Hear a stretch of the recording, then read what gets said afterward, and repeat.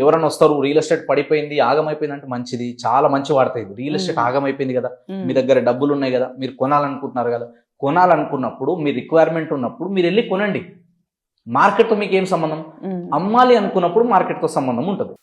అమ్మడం అనేది real estate అంటే ఏంది, పేరులోనే ఉంది రియల్ ఎస్టేట్, నిజమైన స్థిరమైన ఆస్తి అని అర్థం. సో ఎప్పుడైనా కానీ మనం ఈ రోజు ప్రాపర్టీలో ఇన్వెస్ట్మెంట్ చేస్తే ఒక 10 ఏళ్లకు 5 ఏళ్లకు అప్రిషియేషన్ అనేది వస్తుంది ఖచ్చితంగా. మార్కెట్ ఎప్పుడు పడిపోవడం, మార్కెట్ ఎప్పుడు ఇట్లనే ఉంటుంది అని ఉండదు.